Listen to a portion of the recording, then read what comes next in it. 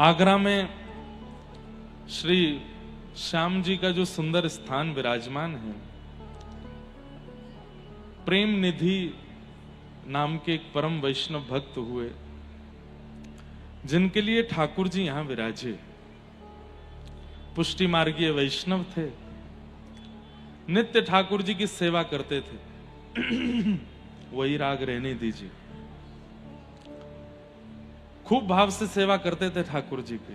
ध्यान से सुनिएगा, वैसे सुनी होगी कईयों ने, नहीं सुनी तो सुनिए।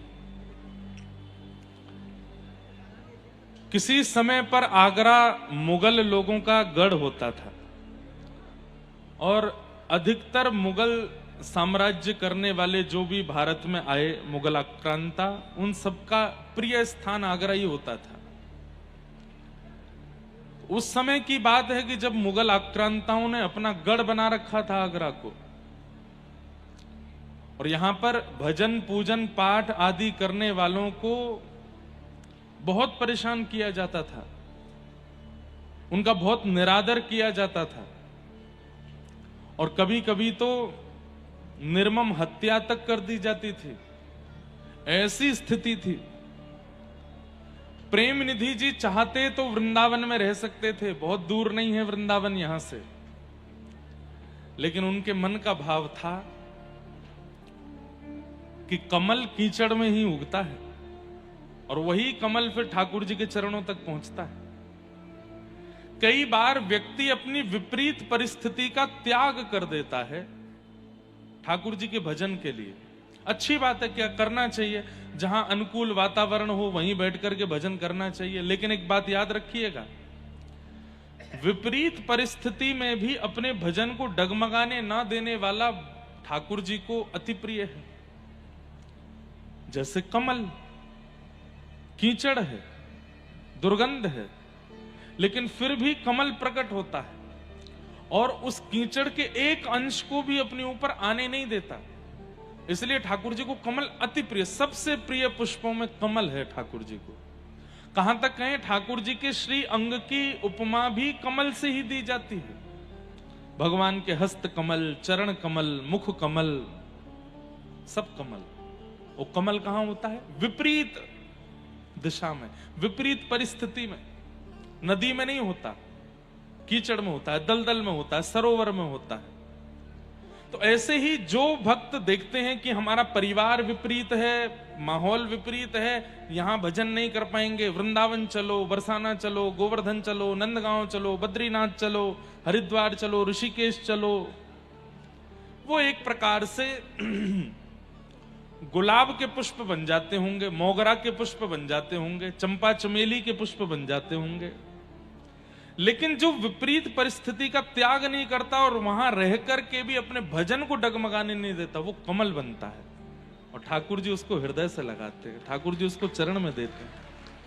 इसलिए कई बार कई युवा बालक मुझे मिलते हैं, हमारे परिवार में भजन नहीं होता, हमारे मित्र ऐसे हैं, हमारा कॉलेज का माहौल ऐसा है, हमारे हॉस्टल ऐसे हैं, महाराज जी कैसे भजन करें।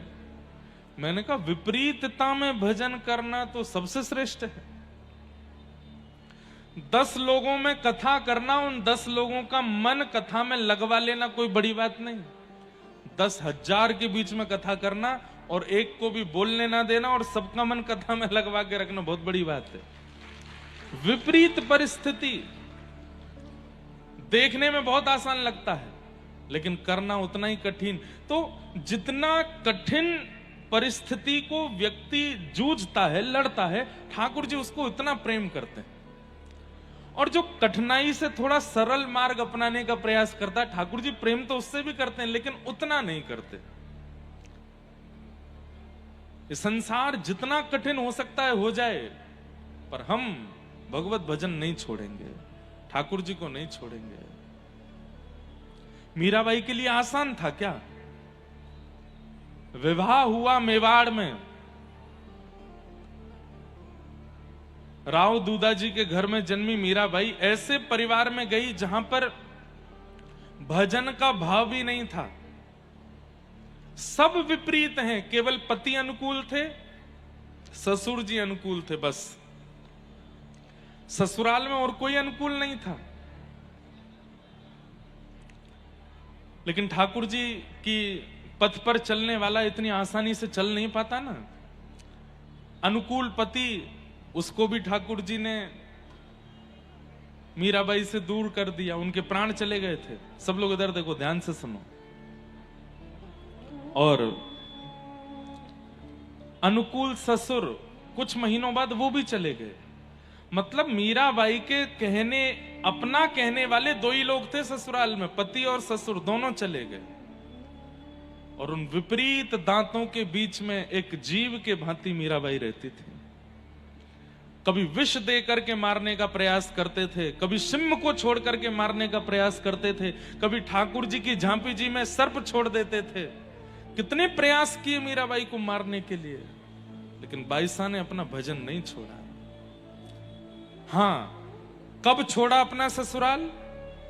जब मीराबाई को मारने के लिए एक वैद्य से विष बनवाया, और उस विष को जब मीराबाई को पहुंचवाया तो मीराबाई से किसी ने कहा तुम्हारे हरि का चरणामृत है। तो चरणामृत समझ के जब पी गई, नहीं मरी, कुछ नहीं हुआ, और नाचने लगी और निखर गई और तेज बढ़ गया मीराबाई का। तब उनके देवर ने वो बचा हुआ विष का जो एक दो बूंद थी वो उस वैद्य को पिला दी। बोले इस विष में बिल्कुल भी ताकत नहीं है, मरी नहीं वो। बोले महाराज इसको कोई सूंघ ले तो मर जाएगा। बोले अच्छा, 2 बूंद बची है, तू चाट के दिखा। उस वैद्य ने जैसे ही वो चाटा तो वो मर गया। तब उस वैद्य के परिवार वाले मीराबाई के सामने जाकर के रुदन करने लगे उसके शव को लेकर के, कि हमारे पति ने क्या बिगाड़ा था, उसके प्राण क्यों हरण कर लिए। तब मीराबाई को संकोच हुआ कि मेरे तक कष्ट आ रहा था, मैं सह रही थी, पर मेरे कारण किसी और के प्राण जा रहे हैं, अब नहीं सह पाऊंगी। तब रात भर मीराबाई ने कीर्तन किया और प्रभु की कृपा से वो वैद्य जीवित हो गया। लेकिन उसके बाद मीराबाई फिर नहीं रुकी अपने ससुराल। फिर उन्होंने गोस्वामी जी को पत्र लिखा कि विपरीत परिवार है, क्या करूं। तब गोस्वामी जी ने रिटर्न पत्र लिख करके भेजा, जाके हियन राम वैदेही तजिए ताही कोटि वैरिसम यद्यपि परम स्नेही। जिसके हृदय में राम और वैदेही श्री जानकी जी, श्री ठाकुर जी और श्री बरसाने वृषभानु दुलारी श्री किशोरी जी जिसके हृदय में नहीं है, उसको विष के समान त्याग दो। वो चाहे कितना भी अपना क्यों ना हो, उसको तुरंत छोड़ दो, वो अपना कहलाने लायक नहीं है। तब मीराबाई सब छोड़ करके गई। तो मेरा कहने का अभिप्राय, आपके जीवन में बहुत कष्ट आए ऐसा नहीं, बल्कि ईश्वर महादेव कृपा करें कि आप सबका जीवन बहुत सुखमय हो, कभी कोई कष्ट ना आवे, कभी कोई विपरीतता ना आवे। लेकिन ये संसार विपरीतता देता ही देता है, कब तक बचोगे? बुरा नहीं मानिएगा, आप कोई टोना कर लोगे, टोटका कर लोगे, जैसे कई लोग करते हैं, कहीं कुछ बांध आए, कहीं कुछ करे आए, चौराहे पे कुछ छोड़े आए, तो उससे पता क्या होता है, जो विपरीतता आज आनी थी वो आज नहीं आएगी, और कुछ दिन के लिए टल जाएगी, लेकिन कुछ दिन बाद जरूर आएगी। और अगर इस जन्म में टोने टोटकों से बचते ही चले गए, विपरीतता को आने ही नहीं दिया, तो क्या होगा, अगले जन्म में आएगी। इसलिए अभी भोग लो ना। मैं एक बात कहता हूं कथा में, सब लोग बहुत ध्यान से सुनना। हमारे व्रजमंडल में, हमारे भारत में जितने भी श्रेष्ठ संत हैं, लगभग सबको शारीरिक कोई ना कोई रोग है। किन्हीं को हृदय का रोग है, किन्हीं को पेट का रोग है, किन्हीं को सांस का रोग है, किसी को कमर का रोग है। लगभग मैं तो सब संतों से मिलता हूं, श्रेष्ठ संत लगभग कोई ना कोई उनको रोग लगा रहता है। तब मैं मन में सोचता हूं कि इनका भोजन शुद्ध, इनका रहना खाना शुद्ध, इनका वातावरण शुद्ध, इनके नियम शुद्ध, सब कुछ इतना शुद्ध होने के बाद भी शारीरिक पीड़ा क्यों है? और वहीं मुर्गा की नार मरोड़ के खाने वाले, उल्टा सीधा पानी पीने वाले, उल्टे सीधे काम करने, उनको कुछ नहीं होता, वो बिल्कुल स्वस्थ बैठे हैं। क्यों? हमारे कर्म बंधन जो है ना, वो एक जन्म का, पूर्व जन्म का, पूर्व से पूर्व जन्म का हमने कुछ गलत किया है, वो हम भोग रहे हैं। इतना इस जीवन में हम भोग लेंगे, उसके बाद जो बच जाएगा वो उसको भोगने के लिए दोबारा आना पड़ेगा। लेकिन जैसे ही हम नाम जप करना शुरू कर देते हैं, ठाकुर जी की शरणागति प्रारंभ कर देते हैं, नित्य भगवत स्मरण करना प्रारंभ कर देते हैं, तो ठाकुर जी मन में विचार करते हैं अब इसको दोबारा जन्म ना लेना पड़े, इसी जन्म में ही सब खत्म हो जाए। पूर्व का भी जितना है, इस जन्म का भी जितना है, सब कटा करके मुक्त करो। प्रसंग आता है माधवदास जी का, जगन्नाथपुरी के परम भक्त श्री माधवदास जी। एक बार उनको पेट का अतिसार रोग हो गया। ऐसा रोग हो गया कि बिस्तर पर ही मलमूत्र आदि का त्याग करने लगे। तो क्या देखते हैं कि महाप्रभु जगन्नाथ जी एक बालक का रूप धारण करके आए और उनकी सेवा करने लगे। तो माधवदास जी ने हाथ पकड़ के कहा कि नाथ, आप मेरी सेवा क्यों कर रहे हो? तब भगवान कहते हैं, जब भक्त मेरी सेवा कर सकते हैं तो मैं भक्तों की नहीं कर सकता? चुपचाप लेटे रहो, मुझे करने दो। तो माधवदास जी कहते हैं, आप परमात्मा हो, आप साक्षात जगन्नाथ हो, आप यदि चाह लो तो मेरा रोग ठीक कर सकते हो। रोग ठीक नहीं कर रहे हो, सेवा कर रहे हो, ऐसा क्यों? मेरे पेट का दर्द ठीक कर दीजिए ना, मुझे जो रोग हुआ है वो ठीक कर दीजिए, हाथ घुमा दीजिए मेरे सिर के ऊपर। ये रोज रोज मेरी सेवा करने क्यों आते हो? तब ठाकुर जी क्या कहते हैं, माधवदास, यदि तेरे कर्म में जो लिखा है उस रोग को मैंने अभी ठीक कर दिया, तो जो बचा हुआ कष्ट है उसको भोगने के लिए तुझे दोबारा जन्म लेना पड़ेगा। इसलिए तू अभी इसको भोग ले। ये जो कष्ट आ रहा है, इसको, ये जो पीड़ा आ रही है, इसको स्वीकार करके नष्ट कर दे। कहीं ये बच गई, कहीं ये शेष रह गई, तो इसके लिए दोबारा आना पड़ेगा। लेकिन फिर ऐसा कहते हैं कि महाप्रभु जगन्नाथ जी से सहा नहीं गया और 15 दिन का कष्ट और था माधवदास जी का। अगले दिन माधवदास जी स्वस्थ हो गए। माधवदास जी बोले, शायद भगवान ने मेरी बात सुन ली, मेरी पीड़ा दूर कर दी। लेकिन पीड़ा दूर नहीं की, ठाकुर जी ने अपने ऊपर ले ली। और आज भी महाप्रभु जगन्नाथ जी 15 दिन के लिए बीमार पड़ते हैं। वो माधवदास जी का रोग अपने ऊपर लिया ठाकुर जी ने। अब तब तो लिया था, अब तो ठाकुर जी सुख देने के लिए, सबको थोड़ा आनंद देने के लिए और बस अपनी व्यापकता स्थापित करने के लिए हर बार 15 दिन के लिए बीमार हो जाते हैं। हम जब कथा करने जा रहे हैं 27, 28, 29, 30 जगन्नाथपुरी में, उसके बाद 3 दिन और दर्शन होंगे जगन्नाथ जी के, फिर 15 दिन के लिए जगन्नाथ जी अनोसर हो जाते हैं। और ऐसा कहते हैं कि जहां कहीं भी जगन्नाथ जी का स्वरूप है, आपके घर में कोई चित्र है, जगन्नाथ जी हैं, 15 दिन उनका भी दर्शन नहीं करना चाहिए, उनको भी कहीं पर विराजमान करके पौढ़ा देना चाहिए। हमारी कथा के जो मुख्य श्रोता जगन्नाथ जी हैं, ये हैं महाप्रभु जगन्नाथ। ये भी 15 दिन, इनको भी हम एक सुंदर झांपी जी है उसमें विराजमान करके रखते हैं। जहां कहीं भी जगन्नाथ जी का स्वरूप है, 15 दिन उनको ढक करके रखना चाहिए, सुंदर एक आसन पर सुला देना चाहिए। और हो सके तो घर में नित्य, जैसे महाप्रभु जी की वहां रोज औषधि बनाई जाती है, वैसे औषधि बना करके सेवा करनी चाहिए। अनेक अनेक भाव हैं, उसके पीछे वो सब हम जगन्नाथपुरी में सुनाएंगे कि क्यों 15 दिन के लिए बीमार होते, कहां जाते हैं जगन्नाथ जी, क्या करते हैं। पर कहने का अभिप्राय कि हमारे जीवन में जो विपत्ति आती है ना, वो विपत्ति भोग लेनी चाहिए। चाहे वो शारीरिक हो, चाहे वो मानसिक हो, चाहे वो बौद्धिक हो। आजकल लोग कहते हैं बहुत डिप्रेशन होता है बच्चों को, एंजाइटी होती है, परेशानी होती है, बहुत दुखी हो जाते हैं, बहुत डिप्रेशन में चले जाते हैं। उसके लिए भजन कीजिए, पर वो जो परिस्थिति जीवन में आई है उसको, उससे भागिए मत, उससे लड़िए, उससे जूझिए। कहीं उससे भागोगे और उसको नष्ट करने का प्रयास करोगे तो वो आज नहीं तो कल, कल नहीं तो 10 साल बाद फिर से आएगी। इससे उससे जूझिए। तो विपरीतता का त्याग नहीं करना चाहिए। बल्कि विपरीतता में और संभाल करके भजन के बल के साथ और आगे बढ़ना चाहिए। श्री प्रेमनिधि जी महाराज ने आगरा का त्याग नहीं किया, जबकि यहां चारों तरफ विपरीतता है।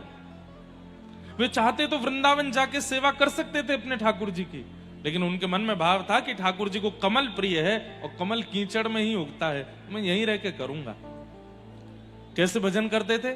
सुबह सुबह रात्रि में ही उठ जाते थे, 2-2:30 बजे उठ करके जाते थे, कलश लेकर के जमुना जी में स्नान करते, जमुना जी का जल भरते और सूर्य उदय हो उससे पहले जल लेकर के आ जाते।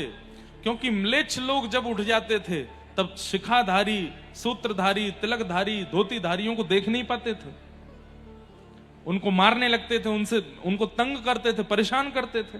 तो इसलिए सुबह हो मुझे कोई छुए उससे पहले आकर के ठाकुर जी की सेवा में निमग्न हो जाते थे। एक दिन की बात, बहुत वर्षा हुई रात को, प्रेमनिधि जी उठ गए और बाहर देखने लगे, अब जाऊं, इतनी वर्षा हो रही है, कैसे जाऊं।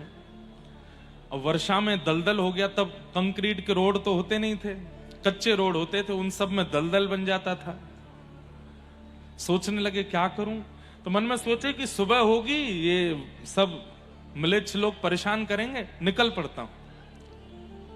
आप जैसे ही कलश लेकर के निकले, इधर देखो, यहां देखो, यहां देखो, यहां देखो, विपरीतताओं से बचो। ये जो विपरीतताएं इधर उधर से आती हैं, इन सब से निकल के कथा सुनो।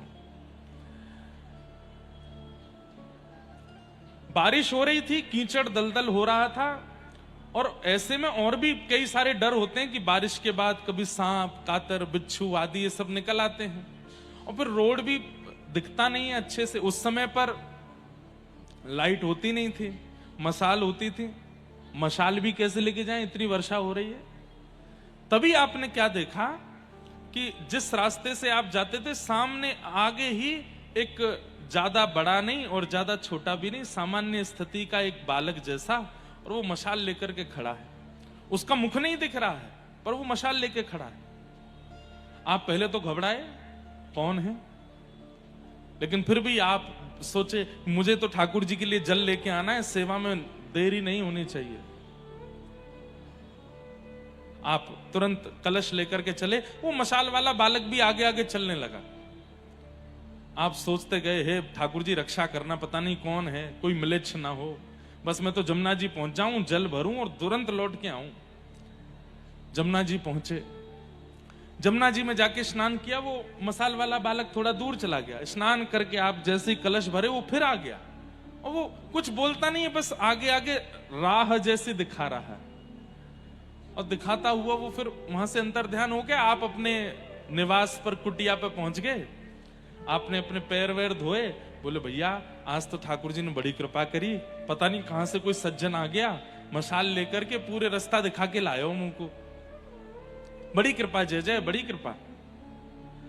आपने जैसे ही कपाट खोले मंगला आरती करने के लिए, तो क्या देखते हैं, ठाकुर जी के पांव में कीचड़ लगी है और हाथ में मशाल का तेल लगा है, जो ठाकुर जी यहां विराजमान है। मैंने दर्शन नहीं किए, कल पहली बार करूंगा। उनके वहां के महाराज जी आए थे एक दिन यहां पर, और ये देख करके प्रेमनिधि जी के नेत्र सजल हो गए। जय जय, आप आए, आप मशाल लेकर के चल रहे थे, और मैं आपसे भयभीत हो रहा था। मैं ये सोच रहा था पता नहीं कौन है, लेकिन नाथ बड़ी कृपा आपकी, ठाकुर जी आए। मैं भगतन को दास, भगत मेरे मुकुट मणि। एक बात बताऊं आपको, जैसे हम ठाकुर जी का भजन करते हैं, राधा राधा जपते हैं, कृष्ण कृष्ण जपते हैं, राधे कृष्ण जपते हैं, ऐसे ठाकुर जी हमारा कीर्तन करते हैं। जब ठाकुर जी को लगता है कि मुझसे कोई बहुत प्रेम करने वाला परम वैष्णव भक्त हो गया है, तो ठाकुर जी उसके नाम का कीर्तन बना लेते हैं, और फिर ठाकुर जी उसके नाम का कीर्तन करते हैं। अनुब्रजाम में हम नित्यम पूये ये तन्य रेणु भी। बोले आप किसका ध्यान करते हो, आप किसका चिंतन करते हो, आप किसका भजन करते हो नाथ? तब ठाकुर जी कहते हैं मुझे अनन्य रूप से भजने वाले भक्तों का चिंतन मैं करता हूं। अब कोई रमेश नाम का भक्त है तो ठाकुर जी उसके नाम का कीर्तन बना लेते होंगे, रमेश रमेश रमेश, मेरो प्यारो रमेश, मेरो दुलारो रमेश, मेरो नीको रमेश। अब मीराबाई का क्या कीर्तन करते होंगे, मीरा गोपाल मीरा गोपाल मीरा गोपाल मीरा गोपाल। मीरा गोपाल मीरा गोपाल बोलते रहोगे तो धीरे धीरे मेरा गोपाल बोलने लगेगा। ऐसे ठाकुर जी मीराबाई का कीर्तन करते हैं। पंढरपुर महाराष्ट्र में तो प्रसिद्धि है, ज्ञानोबा तुकाराम, ज्ञानोबा तुकाराम, ज्ञानोबा तुकाराम। ये ठाकुर जी कीर्तन करते हैं और ऐसा कीर्तन करते हुए वहां के पुजारी जी को दिखे रुक्मणी जी मृदंग बजा रही हैं और ठाकुर जी करताल लेकर के भक्त का नाम गा करके कीर्तन कर रहे हैं। मेरा आपका नहीं करते होंगे क्योंकि हम अभी उस श्रेणी में आए ही नहीं, पर हां हमारे ब्रज के कई ऐसे महापुरुष हैं, अब जिसका भी चिंतन आ रहा हो चित्त में ब्रज का नाम लेके उसका कीर्तन करते होंगे ठाकुर जी, उनका कीर्तन करते होंगे। ठाकुर जी भक्तों का कीर्तन करते हैं। ठाकुर जी के पैरों में कीचड़ लगी देखी, हाथ में मशाल की वो तेल लगी देखी, प्रेम निधि जी के नेत्र सजल हो गए। जय जय आपने श्रम क्यों किया, ये मेरी सेवा है, मुझे करने दीजिए, आप क्यों श्रमित हुए।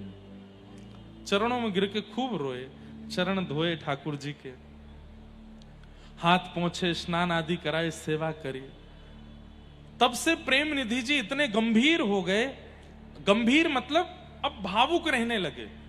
अब बस वो जैसे ही अपने ठाकुर जी को देखते हैं आंखों से आंसू गिरने लगते हैं, उनको वही बात याद आने लगती है। बंधुओं, ये तो कृपा करके प्रार्थना करो ठाकुर जी से कि नाथ भले ही प्रत्यक्ष मत दिखना, पर जीवन जिस सहारे हम जी लें ऐसा एक अनुभव करा देना, जिस अनुभव को याद करके ही हम रोते रहें, एक अनुभव करा देना। प्रेम निधि जी को एक ऐसा अनुभव प्राप्त हो गया, उस अनुभव में ही वे रोते रहते हैं, रमे रहते हैं। कीर्तन करने लगे, कथा करने लगे, सत्संग करने लगे। आगरा के जो गिने चुने कुछ वैष्णव लोग थे वे सब वहां जाने लगे और जाकर के प्रेम निधि जी का सत्संग सुनने लगे, ठाकुर जी का दर्शन करते और उनके कथा वार्ता सुनते। 2 से 4, 4 से 5, 5 से 15, 15 से 20, 50, 100, 200। जब भीड़ बढ़ने लगी तो धीरे धीरे मिलेच्छों की नजरों में आ गए।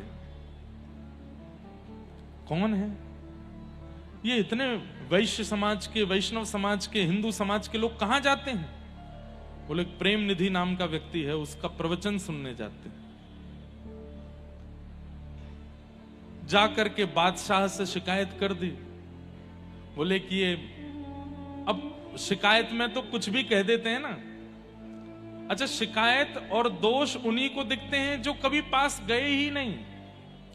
दोष 2 लोगों को दिखाई देते हैं, ध्यान से सुनिएगा। दोष 2 लोगों को दिखाई देते हैं, एक तो अति सामीप्य वाले को और एक अति दूर वाले को। 2 ही लोगों को दोष दिखते हैं। अति सामीप्य वाले को दोष कैसे दिखता है? अब वो संग ही रहता है, संग ही खाता है, संग ही बैठता है, संग ही घूमता है, तो धीरे धीरे उसको दोष दिखने लगता है। अच्छा ऐसे ही है, हाँ ये तो ऐसे ही खा जाते हैं, ऐसे ही बैठ जाते हैं, ऐसे ही बैठ लेते हैं। और एक अति दूर जो कभी आया ही नहीं है पास में, बस सुनी सुनाई बातों पर ही दोष देखने लगता है। और हम मानवों की क्वालिटी है कि हम दोष क्षण भर में देख लेते हैं, गुण देखने में पूरा जीवन निकल जाता है, गुण नहीं दिखता। बादशाह के पास जाकर के दोष बताने लगे। अरे वहां तो ऐसा होता है, उस सत्संग में तो हम लोगों की विपरीत बातें बताई जाती हैं, हम लोगों से दुश्मनी कैसे हो ये सब सिखाया जाता है, आदि आदि बड़ा चढ़ा करके बना करके बातें बोल दी। बादशाह ने आज्ञा दे दी, पकड़ करके लाओ। प्रेम निधि जी अपने ठाकुर जी की जल झारी भर करके, और जल झारी जी पधराने वाले थे, इतने में ही सैनिक आ गए और सैनिकों ने आकर के हाथ पकड़ा। तो प्रेम निधि जी बोले मैं चल रहा हूं, भाई झारी जी पधराने दो ठाकुर जी की। झारी जी भी नहीं रखने दी, ऐसे ही लेकर के गए। बहुत रोए, बोले कि अरे मेरे जय जय को प्यास लगेगी, कहां पिएंगे, नेक मुझ जल तो पधरान दो, तुम जहां कहोगे मैं चलवे को तैयार हूं, नेक जल तो रखन दो। लेकिन उन्होंने जल भी नहीं रखने दिया। बादशाह के सामने गए, बादशाह ने कहा इनका जो करना है बाद में देखेंगे, अभी इनको तय खाने में डालो। तय खाने में डाल दिया। उसी रात्रि को ही रो रहे थे, बोले मेरे जय जय को प्यास लगी होगी, जल झारी नहीं पधरा पायो। वैष्णव जो होता है ना, जैसे एक माँ को अपने बालक की चिंता रहती है, प्रियतम को अपनी प्रियतमा की चिंता रहती है, ऐसी वैष्णव को पूरे दिन अपने ठाकुर जी की चिंता लगी रहती है। वो कथा में भी आते हैं ना, तो ये सोचते हैं कथा अभी 7:30-8 बजे तक कथा में रहेंगे, फिर जय जय के काजे जाके प्रसादी बनानी है, 8:30-9 बजे तक शयन कराना है। आज शयन, अब गर्मी बहुत हो गई है, कूलर नहीं एसी होना चाहिए, जय जय की सेवा में कछु ऐसा पहुंचना चाहिए, चंदन घिस करके छाती पे लगाऊंगो, ऐसे वस्त्र पहनाऊं, ये सब चिंता बनी रहती है।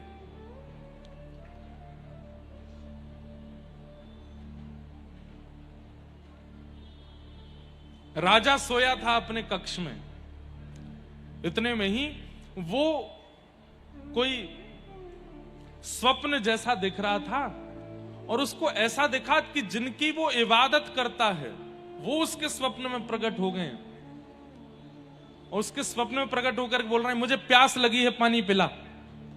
तो राजा ने कहा पास में जग रखा है, उसमें पानी भरा है, पी लीजिए। तो ठाकुर जी ने एक लात मारी, और लात मारी सपने में, लेकिन गिरा असली में। और जब गिरा तो घबरा गया, क्या हुआ? बोले अरे दुष्ट, जब तुझे प्यास लगती है तो तू भी अपने सेवकों को कहता है, वे ला करके तुझे पानी पिलाते हैं। एक सामान्य से प्रांत का राजा होकर के भी तू अपने सेवकों के हाथ से पानी पीता है। मैं तीनों लोगों का स्वामी, अपने हाथ से पानी कैसे पीऊं? सेवक आकर के पिलाएगा तब पीऊंगा मैं। और ये कलिकाल है, यहां मैं स्वयं कुछ नहीं करता, अपने सेवकों के अधीन रहता हूं। वो खिलाएंगे तो खाऊंगा, वो पिलाएंगे तो पीऊंगा, वो पहनाएंगे तो पहनूंगा, वो सुलाएंगे तो सोऊंगा, वो जगा देंगे तो जगा रहूंगा महीनों तक। ये कलयुग में मैं पूर्ण अधीनता प्रकट करता हूं अपने वैष्णवों के प्रति। जिसको तूने बंद किया है वो मेरा सेवक है, अभी छोड़ उसको। राजा दौड़ा दौड़ा गया घबराते हुए, जा करके ताला खोला, प्रेम निधि जी के चरणों में गिर गया, बोले मुझे क्षमा कर दो, अपराध हो गया, आप जाइए, आपके ठाकुर जी प्यासे हैं, उनको जल पिलाओ, और मुझे कुछ आज्ञा दे के जाइए, मैं क्या करूं, कोई सेवा बता दीजिए। प्रेम निधि जी ने कहा आगरा क्षेत्र में जितने भी वैष्णव रहते हैं उनको भक्ति करने में कभी दिक्कत ना हो, बस इसका ध्यान रखना। कभी भी तुम्हारे सैनिक जन और यहां घूमने वाले म्लेच्छ उनको परेशान ना किया करें। यमुना जी के मनोरथ करने में, अपने ठाकुर की सेवा करने में उनको किसी को दिक्कत ना हो, बस ये ध्यान रखो। और आइंदा कभी भी किसी वैष्णव का अपराध मत करना, नहीं तो हमारे ठाकुर जी ने अभी लात मारी है, वो नृसिंह बनकर के पेट भी फाड़ देते हैं। बस इतना कह करके प्रेम निधि जी चले गए और अपने ठाकुर जी से आकर के हृदय से लगा लिया, जल झारी भर के लाए, सेवा में पधराई। ऐसे ठाकुर जी आगरा में विराजमान, प्रेम निधि जी के ठाकुर जी। अगर कह दें तो कोई अतिशयोक्ति नहीं कि आगरा का गुप्त वृंदावन है वो, वहां के ठाकुर जी अति मधुर हैं। तो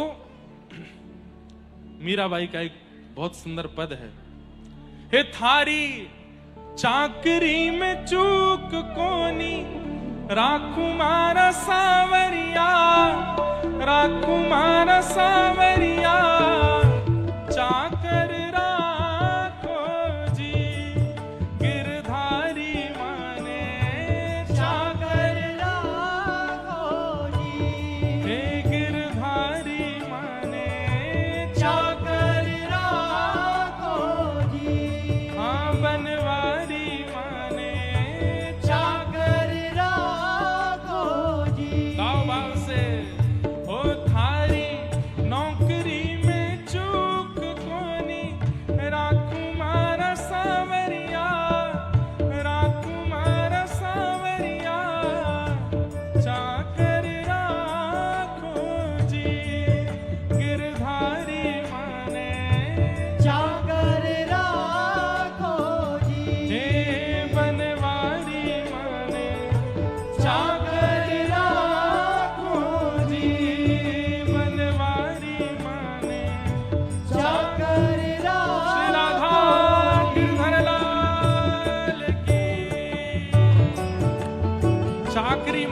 सेवा, ठाकुर जी की ऐसी सेवा करो जैसे प्रेम निधि जी ने सेवा की है।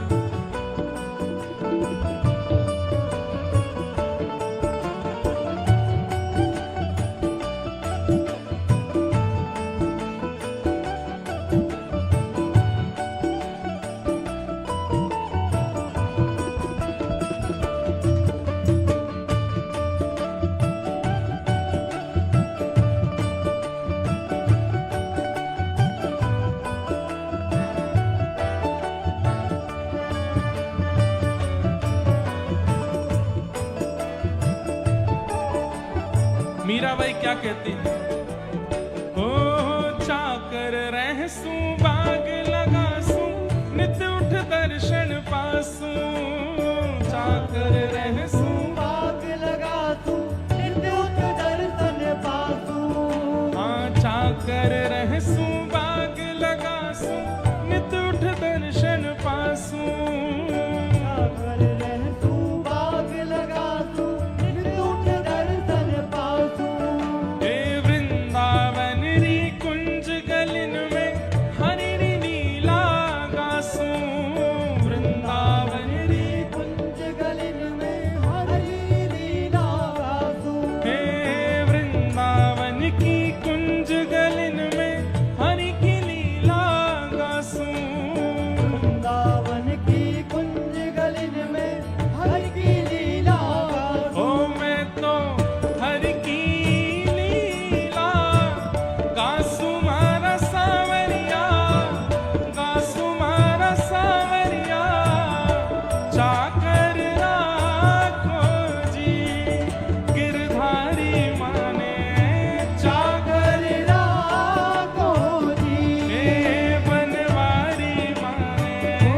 चाकर राखो जी, हे गिरधारी माने, चाकर राखो। मेरे साथ गाओ भाव से।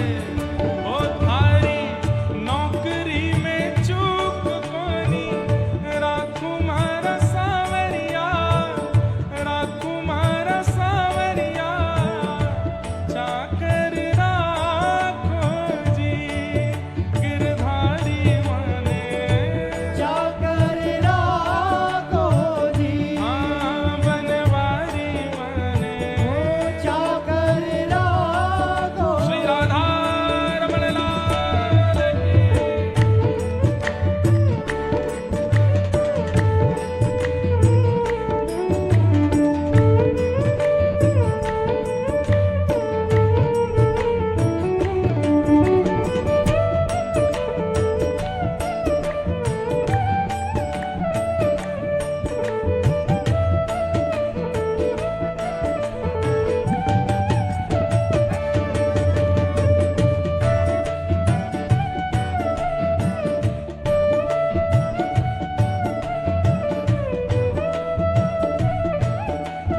श्याम सुंदर श्री यमुने महारानी की।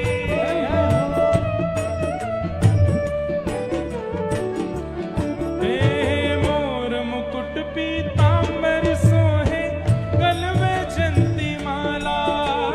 मोर मुकुट पीतांबर सोहे, गल में जयंती माला। मोर मुकुट पीतांबर सोहे,